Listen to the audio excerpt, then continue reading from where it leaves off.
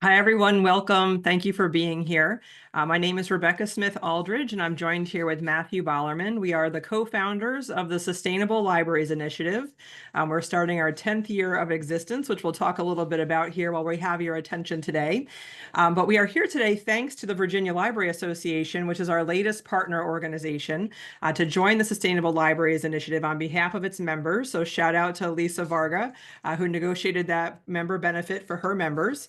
But any libraries across the country that are eligible to become members, of course, and if your library association, your state library association has joined as a partner, we'll explain that as well in a second. But we're here today thanks to the new partnership with the Virginia Library Association. But we just wanted to be clear, the information today applies, I think, across the board, regardless of your state's associations with the Sustainable Libraries Initiative. So as you can see, this is the Virginia Library Association joins a growing group of associations that have partnered with the Sustainable Libraries Initiative to help accelerate work across our country and honestly now beyond our borders on the topic of sustainability in libraries, which is the newest core value of our profession. So our goal here today is to talk to the association members who have partnerships with the Sustainable Libraries Initiative to explain the free member resources that you now have access to and to get you on the path to understanding why you want to take advantage of that free membership while it's in place with your state association. Anyone who's here from an association whose logo you do not see on this screen, this will still be an introduction for you of what's available through the membership that you can join on your own with the Sustainable Libraries Initiative. But for those of you from Virginia Library Association or any of the associations you see here, what we're here to talk about today is the fact that you now have access to a free Sustainable Libraries Initiative membership thanks to your state association or the Association of Research Libraries. This will afford you all member access pass to everything on the site, as well as get you a discount on the award-winning Sustainable Library Certification Program, which is pretty awesome because you can join a community of practice of over 200 libraries, public, academic, and school librarians across the country and Canada that are now working on their certification, which means you've got folks to learn from on a pretty regular basis, which is great. But even if you aren't thinking that you're in the right spot to join the certification program, there's still resources for you that I think can help you learn more about the topic and start benchmarking where you are and discover where you'd like to lead your library moving forward on a whole host of issues that we'll touch on here today.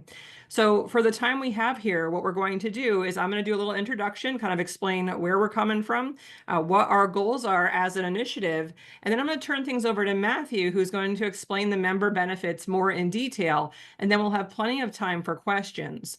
There's a second webinar associated with this happening next week, and I'm sure Alex is going to put the info in the chat here at some point to explain more in depth the Sustainable Library Certification Program, as well as talk to a couple of folks who have completed that certification program so you can learn more about their experience and the journey to certification. But today we'll focus on the introduction, the SLI membership, and a little taste of what you can do through the certification program if your organization's in the right spot in its development for that.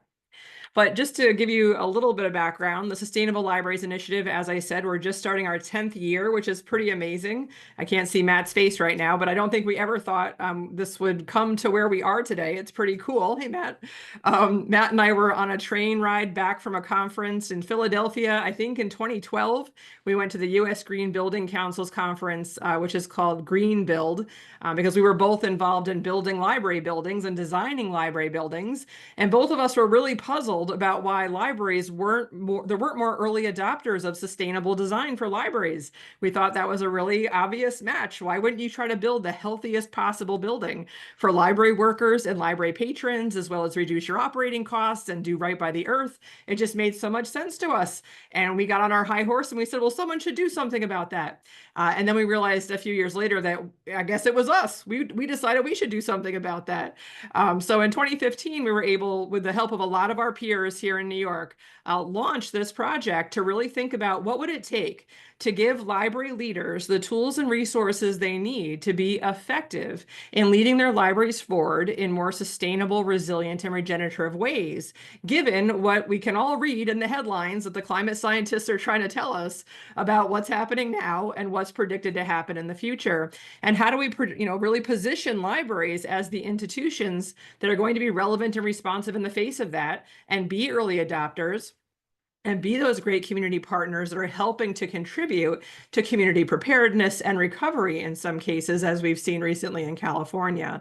So that's been the whole idea here, is that we're not saying we're the experts, although we've learned a heck of a lot over the past decade, but what we are really excited about is how many people are drawn to this work, see the value in this work, and how many of the libraries that we are now involved with here are winning awards and saving money and seeing staff morale go up because of the work we're doing through the initiative. So our goal is to really focus on the good that can be achieved with the capacity that you have to think broader about the library's position in your community, on your campus, or in your school.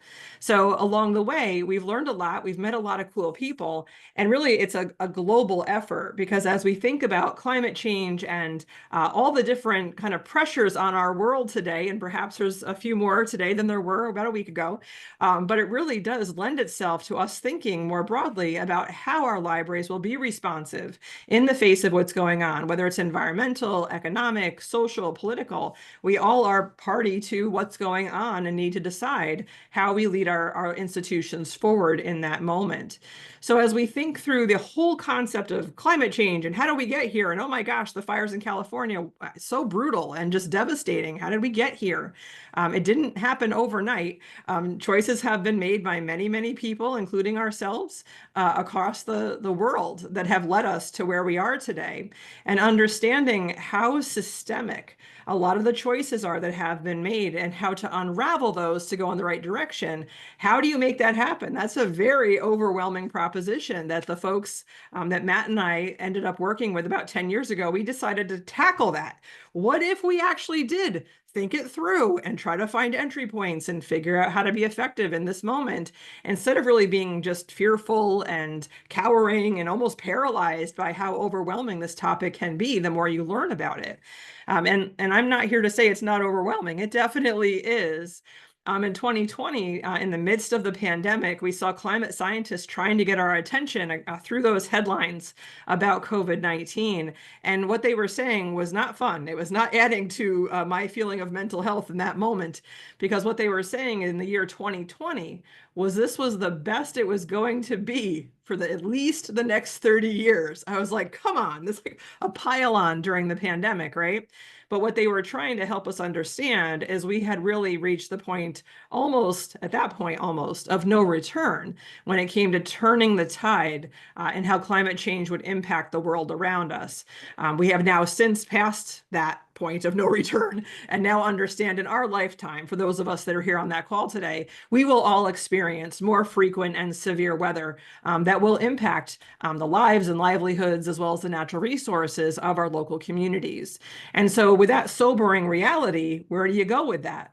Right? We just watched what happened in California. It's still not quite over yet in the Los Angeles area. That certainly qualifies as a multi-billion-dollar event with the severity of the wildfires out there. And when you take that measurement of a billion-dollar event caused by a hurricane or a wildfire or flooding in our communities, the rapid increase of frequency of those types of events is just really shocking. Since the 1980s, there's been a 78% increase in those types of events in the United States. So if you think about it in terms of how often do we see those, what's the frequency of that? It basically went from every 82 days in the 1980s to every 18 days here in 2025. It's actually accelerating since 2021. So it's something that we are here to contend with and confront and figure out how to manage moving forward. And there's a real urgency behind doing so. In 2021, all of the professional medical journals across the world ran the same editorial calling on the medical profession to understand what is happening here with climate change will negatively impact the lives of every single child alive today. Now, if what I've already said isn't sobering enough, I think that's another kind of reminder of the scope and scale of what we're talking about here. So how do we manage in this moment with that level of understanding? So the American Library Association, of which Matt and I are members, and we've done a lot of work on various roundtables and committees. We served on the committee that created this call to action for our own profession. If the medical community is talking about it, why aren't libraries? So this call to action, which came out in 2022, really helping lay the groundwork for library professionals and library leaders across the country to understand we have a role in this moment to learn about this, figure out what we can do from our sphere of influence, and put pen to paper in terms of planning and making decisions moving forward. So as many of you on the call know, sustainability was actually named a core value of our profession in 2019. So this is the newest core value on the list. And I'll tell you, at the time we worked to make sustainability a core value of the profession, it was our strategic move there to do so, to advocate for that, to get the attention of the wider profession on this topic. And it was so interesting to see and to think, could we have sustainability on the same list of something like democracy, intellectual freedom, the public good? And the answer was a resounding yes. In fact, there's been two resounding yeses, both in 2019 and then again in January of 2024, when an ALA task force actually decided to analyze that list of core values and pare it down because it had gotten pretty big and a little unwieldy. So there's now only 5 core values, and sustainability made the cut because the folks at the ALA executive board and the council and the task force and the membership all agreed we do have a responsibility on this front because it can be a barrier to access for services, as well as a question of, I think, moral responsibility to participate in topics surrounding the issue of sustainability. Now, what do we mean by the topic of sustainability? Matt and I are going to unpack that for you in a minute. But the whole idea of our core values, it requires all of us in the profession to consider this is now part of our job description. And what does that look like? And so embracing this idea that we love from Project Drawdown, and if you're not familiar with Project Drawdown, we do encourage you to check it out. The New York Times best-selling books. It was super, super smart. They had climate scientists from around the world basically rank what would be the smartest things for us to spend our time on. And I don't know about you guys, but I like things that are really common sense and actually spend my time wisely. And this was one of their initiatives a few years ago for all of us to think about the idea that every job is a climate job. And we're carrying that message forward here in the library profession, that all of us need to embrace the fact that we make decisions on an everyday basis as professionals that influence the topic of sustainability and climate change, from things we purchase, to programs we put on, to collections that we build, to buildings that we build, to community connections that we build, to how we participate in really social cohesion work to bring neighbors together and really knit that social fabric closer together. We all have a sphere of influence that can help us go in the right direction here. And so we're here today to just say, let's embrace that and figure out how to move forward together.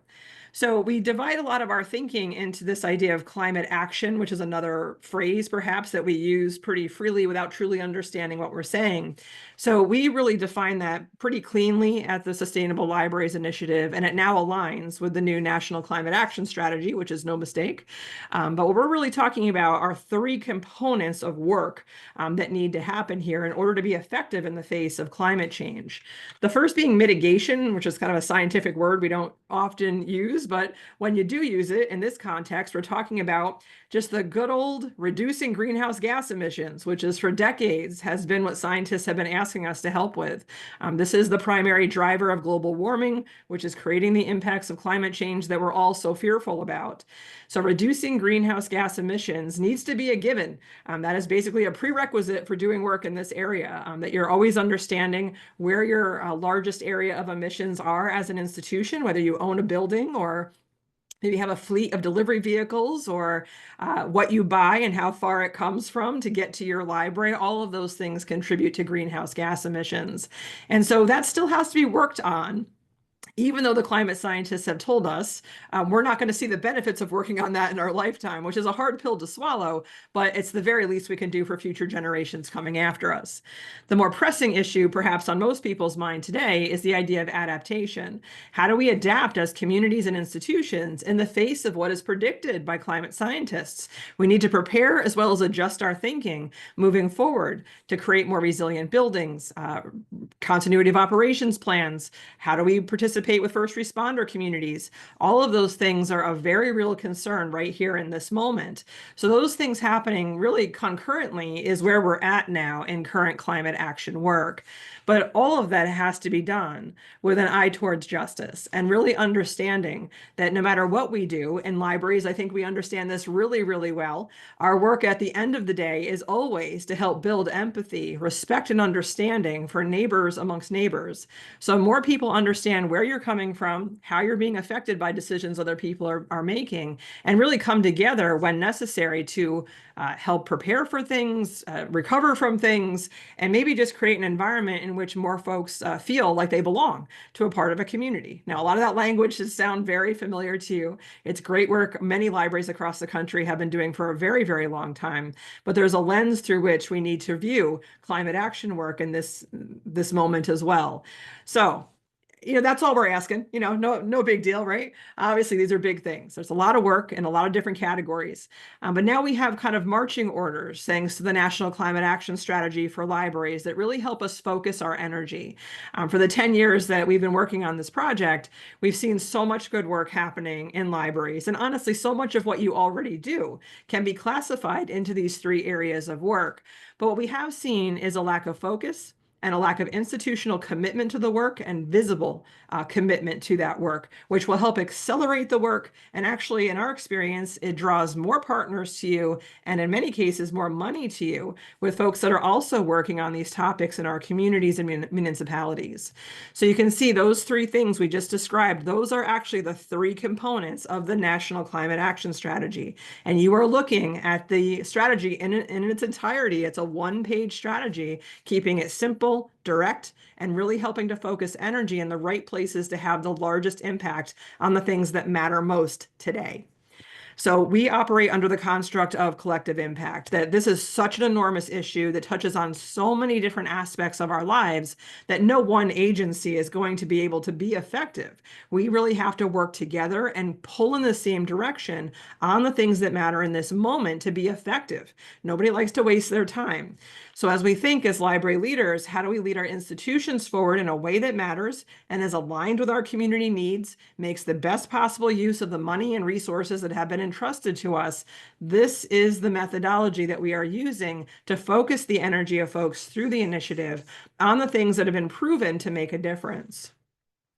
So our work has really revealed in the past 10 years, there's 4 key attributes of what we call a sustainable library, which you're seeing here on the screen. And we will make sure you get these slides after the presentation.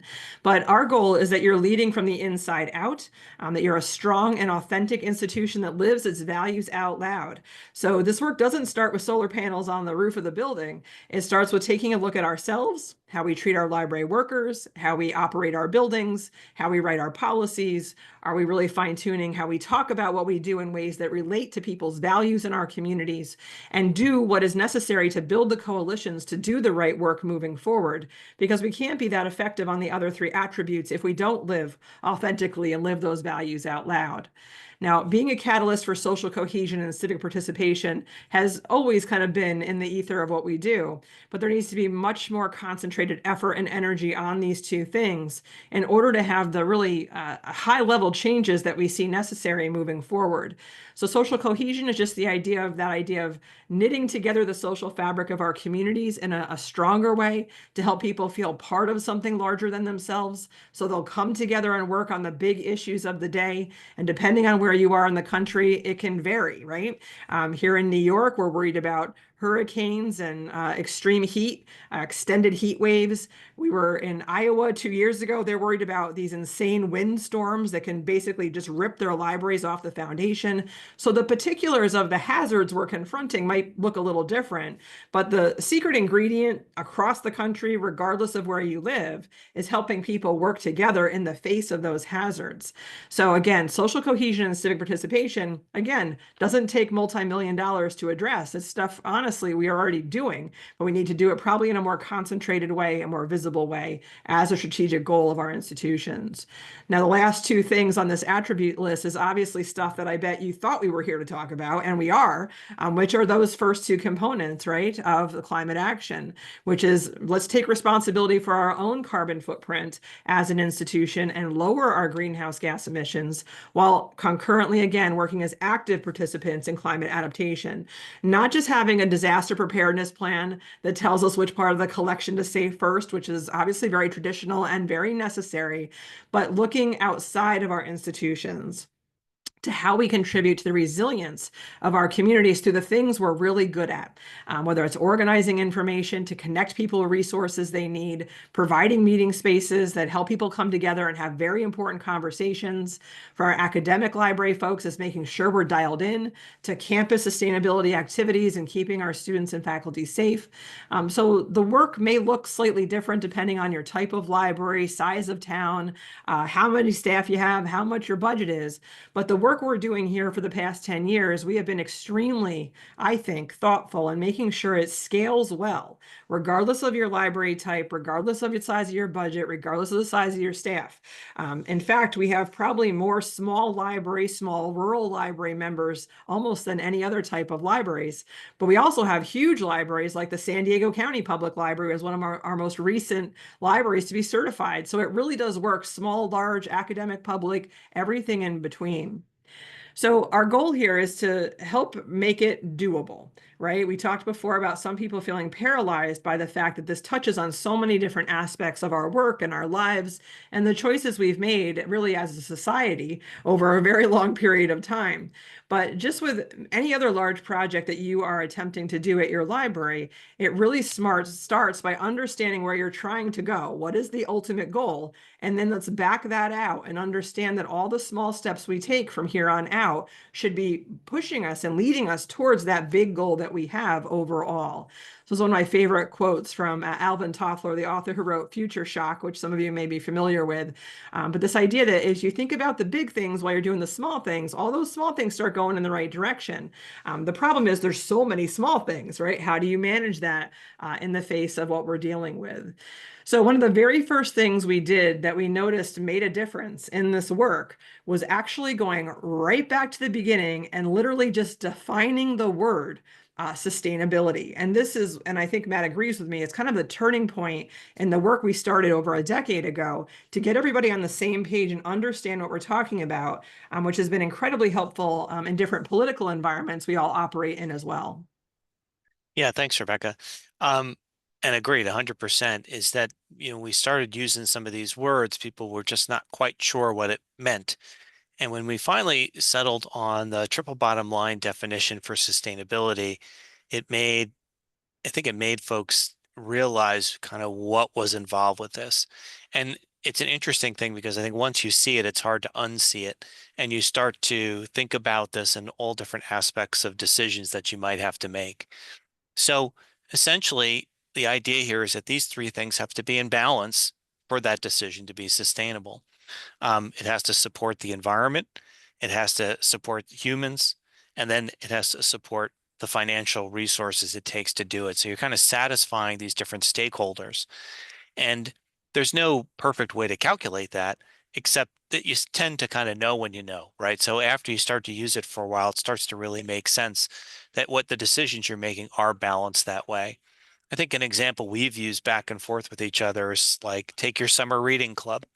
If you're going to invest in various prizes, say to celebrate the successes of a youngster in your reading program, something that's kind of more disposable or has a one-time use might be a less of an experience than, let's say, a ticket that could go into a raffle to say, I think, Rebecca, this example you shared, that goes to say supporting a not-for-profit in your town. right? Something like that where people can put tickets in and then the best, the one that gets the most votes gets the money. So whether it's Yeah. the pet shelter or whether it's going to be for food or for some other support, um, those are participating in the program get to earn those tickets and put it in instead of like a very kind of maybe interesting piece of plastic or something that might be thrown out as soon as it's given. So that's That the was an idea here is, example we learned in Nassau County, right here in New York, when they were talking about the Friends of the Library used to donate the money for the incentives that were given out during the summer reading program. And they decided to convert it to an experience, not a thing. And so that money, the kids got to vote on where the money was donated in the community. So for every, I think it was 10 books they read, they got an extra vote that weighted the outcome of where that money was invested. So it kind of drove home that social responsibility and civic participation at the end of the day. yeah, certainly.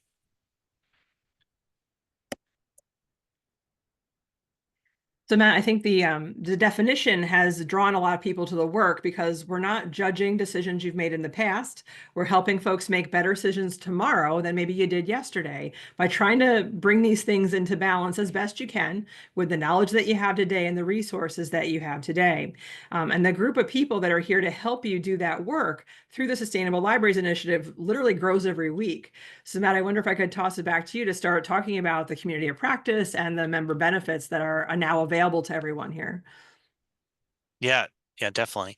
Um, yeah, so we are growing. I think that as people learn about this ability to think about their role, not only within their institution, but maybe their institution itself on helping their community through these challenging times, it's always, where do I start? Your eyes get very wide and you're not quite sure what to do. And we've all been there. And so there are a lot of folks out there to help.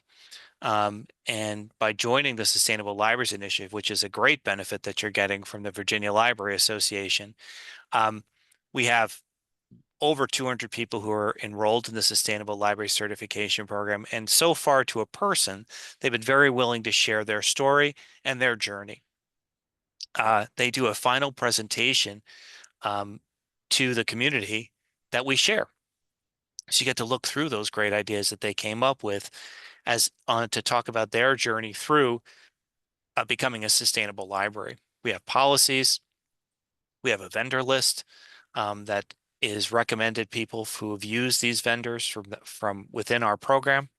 And then we have meetups every month. And of course, we have a newsletter every month to share great stories and upcoming events and activities that we think are germane to this work. There's also a membership level that you can join for free through your association. So there's the membership level and then joining the certification program. And just by taking advantage of your free membership, there's a bunch of benefits that you now have access to. Yeah. Um, right. So you're going to be able to get through basically like a paywall and get on the other side and see past recordings of webinars. You'll be able to see, um, was there a list of those things, Rebecca? Yeah, we're going to go through them one by one. So this is, at the end, we'll give you the instructions for how to get your free membership. And then you'll log into the website, and then you've got access to a bunch of cool stuff. All right. So you got the policy examples, which I think is great because this is maybe you don't want to go to that sustainable library certification program quite yet, but you're interested in seeing, okay, what are some of the things that we can do? And policy is a great place to start. It engages your decision makers and also, starts to get you to think about the extent of the work that we offer. Um, Rebekkah, you mentioned libraries having fleets the other day, and that's like no idling. Like we should have a policy that we want people to turn their car off when they're not being used in order to reduce the burning of gasoline. We don't need to do that. What about partnerships? How is that sustainable? Well, it is. We have to make sure that we're in and actively seeking community partners to help our mission and the missions of others. We should have some definitions around that and a whole bunch of other things here that'll help you get started in this work. As I mentioned, you'll have access to live and on-demand training. And here's just some examples of some of the things. We definitely here at Hauppauge have taken advantage of doing a repair cafe. So it was good for us to know that that help was out there in a recording. Um, all different things. You might be thinking about community gardening, um, whole ideas about moving beyond, just like you mentioned at the beginning, a solar panel project, which is still a great thing to do. In a lot of places, that's an entry point, but there's more to it than that. And how do you do all sorts of different things? And this we get a lot of feedback from our community about what to do next. And we're certainly seeking folks to help us through this. But we have a pretty robust schedule that happens about 4 times a year to provide this kind of training. This one to me is super exciting. And this is an idea that the Sustainable Libraries Initiative has been working on and is going to improve and get better and better. But at the moment, you can come in here with your various, say, bills that you use for the different things you consume: electricity, building fuel, fleet fuel, travel, I think water consumption, and dump it into this calculator, and it'll turn out how much CO2 that you're using. And the beauty of that, of course, is that you can track it over time. And by the decisions you start making, maybe you can start to show it decreasing. Now, a goal that we have is to turn this into a graphic that will spit it out to you and allow you to um, have it for, say, your annual report, and be able to use a really beautiful graphic to show the work that you've invested, whether through facilities, through operations, through other methods to reduce, to have that really great story that you can share. Finally, well, not finally, but another aspect we have is this program idea bank, where we try to cull all the great ideas that we hear about so that you can collectively borrow, steal, use, make it your own. Great ideas out there for regardless of the institution type. We have school librarians that are part of the SLI. We have academic librarians, and we have public librarians, all who are contributing to these different kind of ideas. So it's a great way to drive around and say, hey, that's something I've even done. And you might see yourself reflected in this from work you're already thinking about or doing. And that's something we found, Rebekkah, in this work, is that so many people are already doing a lot that they're not calling it sustainable work or sustainability thinking or whatever you want to call it, but they really are there. And there are others probably in their institution who are thinking that way already as well. They're just not necessarily talking about it with some of the same kind of structure and the rest that we are. And I found that this program idea bank, you'll see yourself in here probably faster than some other areas of the SLI website. As I mentioned before, we all need vendors. We all buy things, and sometimes we're not quite sure where to start. And at least here's a place to go where you might find someone who's had already an experience with them and has been happy with that product. So it's a good place to begin, to try to drive around and say, hey, I'm looking for someone to provide a more sustainable choice for receipt paper, if you're printing a lot of receipts, or a library card vendor, or any number of things out there. But it's a place to begin. And I'll just note that no company gets into the vendor list unless they were recommended by a member of the Sustainable Libraries Initiative. So it's peer recommendations that built the vendors database. Thanks. Yeah, that's a good point. This is a fun one. If you think that this is exciting, this hour with Rebekkah and I, wait till you do the Sustainable Librarianship Core Competencies and Practice course. It's an asynchronous course that's put on by ALA and the SLI. And as a member, which you are through your Virginia Library Association, we offer 25 free seats. So once the call goes out for this course, and I believe one is coming up shortly, you can put your name in and say, I want one of those seats. So make sure you sign up as a member, and if you want to take this course, because that way you don't have to pay. Now, if you miss that 25 seats and you still choose to take the course, the cool thing is that the SLI gets a little bit of money from your registration. So it's kind of a revenue splitting arrangement between ALA and the SLI. But what's the great part is it's a real introduction to understanding this impact and the needs of this information as a librarian, as a library worker, as someone that's working in our field. You'll really get a very keen understanding. And many members of the SLI help to, I guess, what's the word, oversee the course, and they check in and provide comments and guidance and all the rest throughout. So I think it's a really good experience. And I think the feedback we've gotten has been excellent from participants in the course. Climate action plan template is a great place to start for your institution to begin to think through ways to begin. So whether or not you choose to go through the certification program, which allows for that third party to kind of come in and say, hey, you're doing the right thing.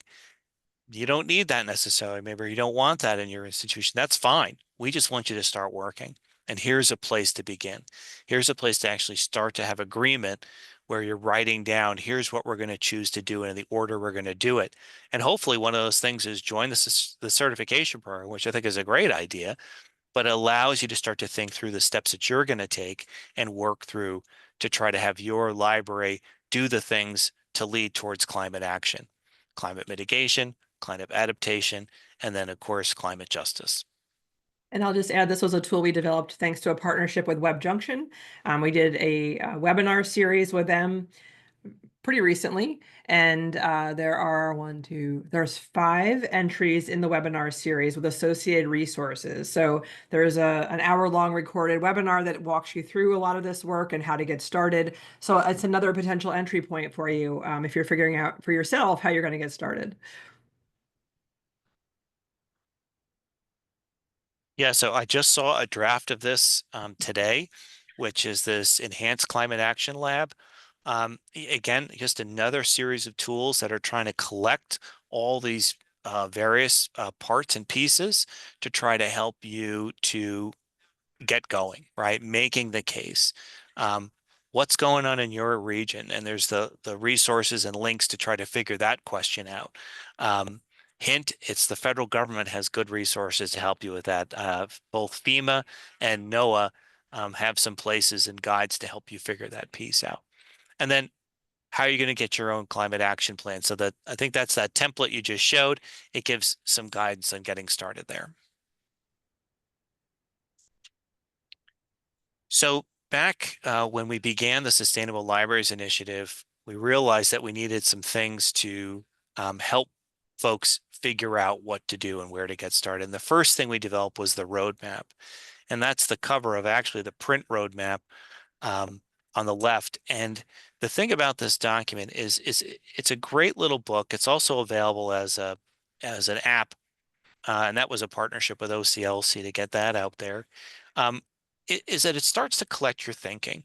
So it's a good tool to sit down and to have some basic vocabulary in there, give you some examples of good things that have been done, but allows you to start to write down, hey, this is things that we are already doing. This is things I always wanted to do. And here's a path forward. And I think that it's a great way, whether yourself or as a team, to start to jot down that thinking. And that hopefully will start to ferment and it'll start to build and you'll start to think about, okay, how am I going to start to implement this? Am I at a very practical place and that's the places that I can affect change, maybe in buying decisions or recommendations to buy something, or am I up at a policy level where I'm actually dealing with budgets and able to talk about policy and the rest? And so wherever you are in that spectrum, start to use that voice to figure out where can I start to insert this work? And I think the roadmap helps with that. I Then always when think your of road. institution, oh, sorry. I was gonna say, I always think of the roadmap as a place for a person to start. So if you're like the only person that you feel like in your institution that's thinking about this stuff, that's a great tool to help organize your own thinking so you can articulate to others why you feel passionately about this or how you're going to get other folks to join you to do this good work. And some of the other tools we're talking about are more maybe group work or institutional level work that you might be doing, like the next resource that Matt's going to talk about, which is a certification program. Yeah, that certification program. So that really takes a team to get that across the line. And that's really an amazing experience to go through. We went through it here at Hauppauge. I know Rebekkah went through it at her system, and it really is a cool opportunity. We've heard people use it as a way to build team morale. It's been used as a way to do a strategic plan, and it's just been used as a way just to figure out where your spot is in this work for your institution. So whatever you choose to do, it's going to take you through a number of categories and questions that you fill in answers to. And if you do choose to go down this road, document, take a lot of pictures because it's going to help you tell that story because you're going to have to do a final presentation at the end. And people love pictures in a presentation, so make sure to do that. But you're basically going to think about all these different things. Now, I'm a unique example because my library, which is right here, um, we rent this space. So there are things that I'm not able to control in far as some of the uses of it and some of the things that it consumes. But what I had to show is that I was advocating to my landlord that we tried, right? And that answer is acceptable in the certification program because we're not seeking perfection, right? We're trying to see you progress along a road and that you're showing us the examples of the thinking that's going into trying to live that triple bottom line. And so that's what we are trying to do with the certification program throughout these different categories. And so it's both for public and academic and for school librarians. And with your Virginia Library Association members, you get 20% off joining that certification program, which is a really cool benefit. So what can you get today? Get our newsletter, the app, webinars, resources, get on our Facebook and see what that's all about. But the free thing you want to do is the curated resources that we have, on-demand training, the calculator, CO2 calculator, vendor and program ideas, and access to that e-course, those 25 free seats. So those are things that you can get immediately with your membership, and of course, the 20% discount for the certification program.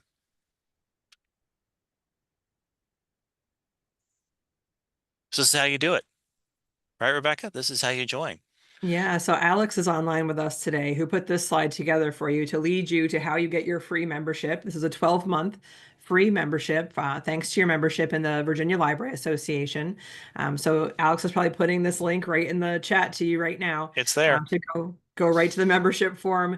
And when you get to the membership type, choose other and enter VLA member, or if you're a member of one of the other associations that we mentioned at the top of the hour, you could put that association in, and that will generate your login for the website so you can move forward with poking around, finding stuff, downloading new policies, all that good stuff that Matt just described.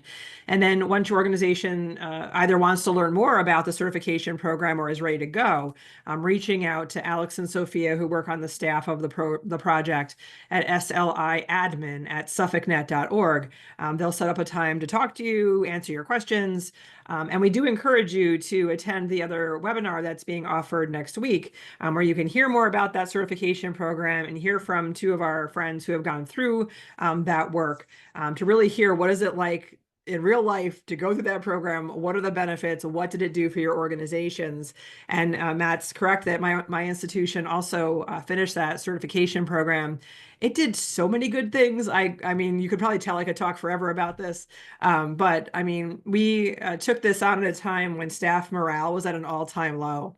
And we were able to use it to bring teams together, to really help people feel ownership over the choices that were being made as an institution. And we had demonstrable data that could show our board we were saving money by making choices that were better for the environment at the end of the day as well. So it was just goodness all the way around. And it's drawn so many cool opportunities to our institution. I literally had a funder call me and offer me, I think it was like $25,000 off the bat, to just ideate on the concept of libraries contributing to community resilience, which has resulted in our Library of Local program, which is now in its third year of funding from that funder. But it was because we went out there and said, we believe in this. We're going to do work in this space. People who want to join us have found their way to us, as had new resources and money. So it has been more successful than I think Matt and I ever thought it would be on that train ride in 2012. And it's just been so much fun to meet people across the world now. They're doing excellent work in this area and truly bringing hope to the situation in communities across the country and now the world. So I just want to say that we're here to answer any questions that you may have, whether you want to stick it in the chat box or you'd like to unmute yourself and talk because you're tired of typing today. That's also absolutely fine. But Matt and Alex, I'll ask you if you see anything in the chat or the Q&A that we could tackle while we're together here today. Nothing yet. Good. So if anyone wants to raise their hand or unmute, we're happy to answer any questions that you have today. And while we wait for that, I'd just like to thank everyone for coming today, and it was nice to spend some time with you. But yeah, we definitely, if you have any questions, please ask.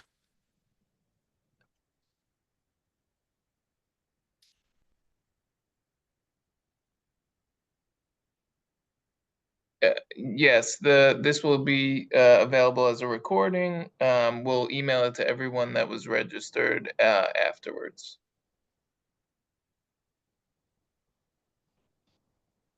So the voice that you just heard is Alex Blend, who helps run the Sustainable Libraries Initiative. So when you email that address, SLI admin, Alex may be the person that responds to you. Seriously, one of the nicest human beings I've ever met. So if you've got questions after today, please feel free to reach out to any of us. We're happy to answer questions you may have, connect you with others who might be doing something you're interested in doing. But at the very least, I hope you poke around the website and see what might be useful to you moving forward.